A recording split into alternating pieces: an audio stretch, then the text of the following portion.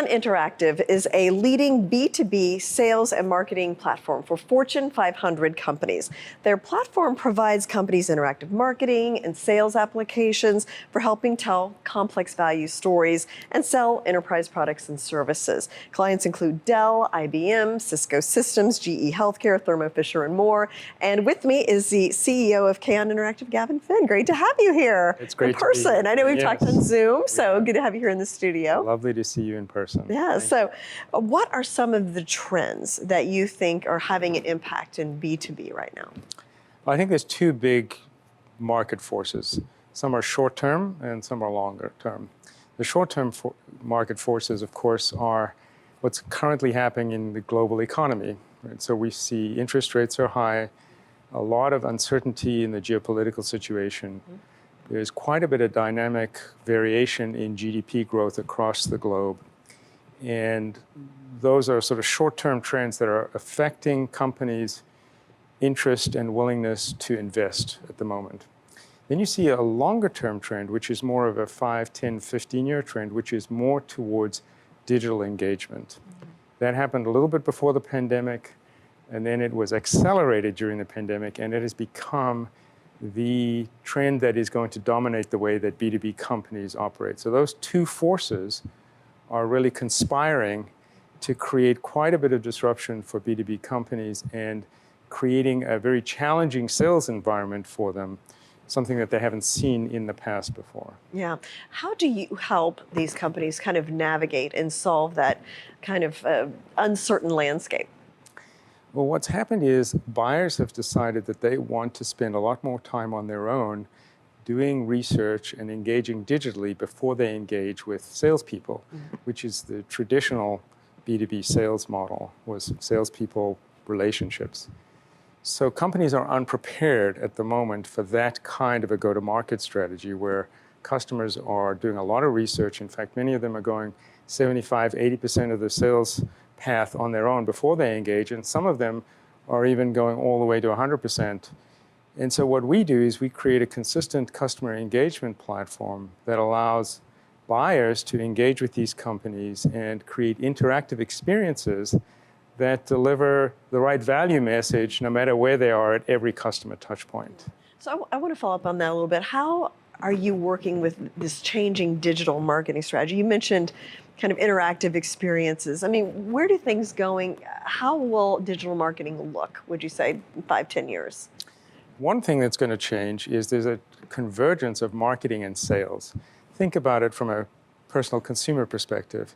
When you're doing your own shopping online, you want to find all the information you want, and you don't want to have to call up an 800 number or talk to a service agent or anything like that. So one trend is that these customers want to do the same sort of interaction. So what's happening is that the salespeople who are involved have to learn to change their behavior. Rather than presenting to customers, they have to figure out, where are you in your journey? And when you do contact me, what are the nature of the questions that you have, which is different from me just telling you about product features and functions. So what we see is happening is a significant dynamic shift, which is behavior on the part of the company, responding to buyer trends, which are converging with B2C trends. And big B2B companies think of this as an e-commerce platform. So let's put up an e-commerce site. But as you know, that's the very end of the process. The beginning of the process is early research. Mm-hmm. And then there's exploration and detail. Something else that's happening is more and more people are getting involved in the buying decision-making. Okay. So rather than a big company selling IT equipment to an IT manager with one person involved or two, there's now up to 8 or 10 people involved in that cycle. And they're all doing digital exploration at the same time. So these big companies are challenged to create an infrastructure that delivers the right information to all of those people, no matter where they are in their journey. Mm-hmm. And that's what we do to help them. And a way to make a purchase quickly, it sounds like, too. Exactly. So. Even large purchases where they're spending a lot of money, the traditional school of thought was, well, when you're making e-commerce transactions, those are small transactions, so it's not that important. But people are actually spending millions of dollars online in buying decision-making roles for companies. And that trend has really driven everybody to rethink, are we even at the table? If somebody comes to our website and they don't see what they need, as you know, in a few seconds, they move on, right?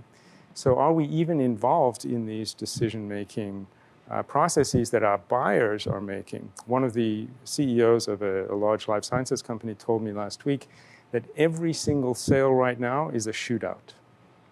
Okay, what does that mean? That means that it's highly competitive, Okay. and that things are getting driven down to a price decision instead of a value decision. And so what's happening is two things. You have to be at the table. If these customers are doing all of the decision making early on based on digital information and you don't have the right information, they're not going to include you.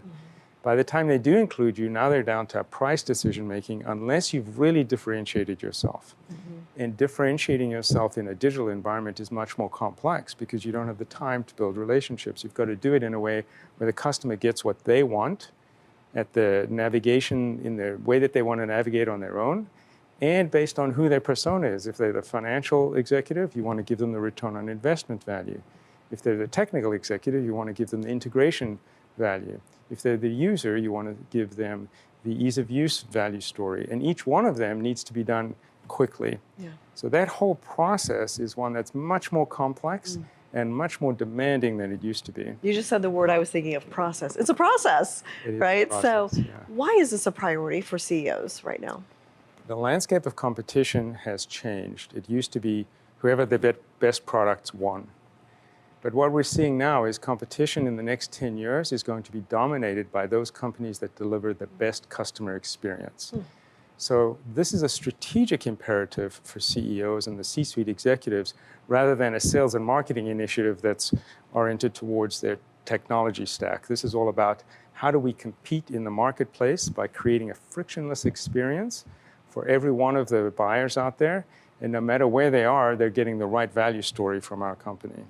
What are some of the challenges, would you say, that companies are facing right now in this kind of dynamic changing environment, the price, the value, all of that? What are their challenges? I think there's two big challenges. One is behavior change on the part of the people involved in the company. They grew up, they became very successful, built on a go-to-market velocity and emotion that was oriented towards relationship building and strategic account selling. And this shift has happened very fast and caught a lot of companies off guard. So how do you help people who have learned their whole career how to do certain kinds of selling? Let's say, for example, doing great presentations. Right. Well, they're not doing presentations anymore. So how do they get involved in being effective in a sales process? They're changing behaviors. And then putting the right infrastructure in place that allows companies to make the right investments so that they're not solving one problem and then doing whack-a-mole, solving another problem, then going over solving another one. They need to create sort of a platform. We talked about the internet before. Think about this as a platform where on all of these different applications can get built so that they're consistent. And the reason that's important is the buyers want to have a consistent experience no matter where they go.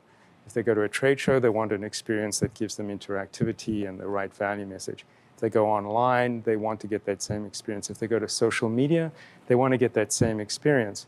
And so creating that consistency through a platform is a technology imperative that complements the behavior change that has to happen within these companies. And what about AI and kind of the data involved in this? What role is that playing in digital marketing? Well, AI is now playing a much bigger role than it ever has because there is so much data available. And if you think about it, there's lots of different ways that AI can manifest itself. One of them, as you know, is generative AI, which has become quite popular, but there's machine learning and there's neural networks. And all of these technologies have been around for quite a while, but they weren't able to really be brought to market because the data wasn't as available as it is now.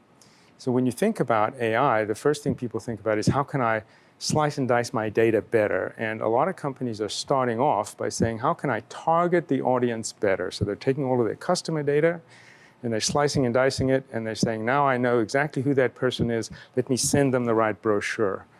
And I would call that sort of paving the cow path, because what they're doing is digitizing an old process. What we really need to be thinking about, and the place that AI can really help, is how to create a personalized experience so that every time some new person comes to learn about our products or our solutions, the AI solution is actually helping them by figuring out who they are and what their problems are and delivering the right solutions to them without the need for a salesperson to be involved or without them getting these passive brochures or these sort of the old traditional methodologies. So AI, I think, can play a much more important role if it's oriented towards delivering a better customer experience.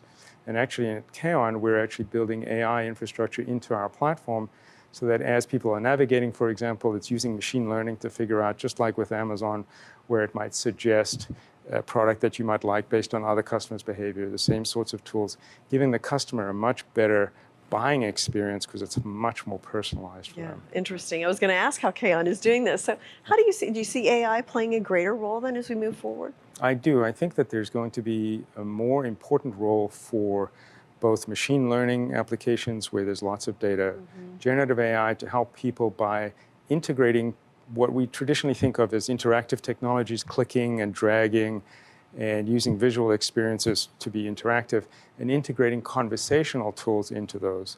One of the things you might think of is you go to a digital experience and you're navigating around and there's some visual interactivity, but you might have a question. So you want to be able to ask that question in a conversational way. And if you think about the way that generative AI and machine learning can be integrated to deliver those kinds of experiences, then you get to the point where you don't have to prepare every answer in advance. You don't have to design everything that's complex. You just have to let the customer ask the question. And then the system can help them by answering the right question and giving them the information they need to make better buying decisions. Oh, interesting. I can see how all this is coming together and working. So thank you so much, Gavin. Always interesting to talk to you. It's such a great pleasure, Thanks. Jane. Thank you for having me.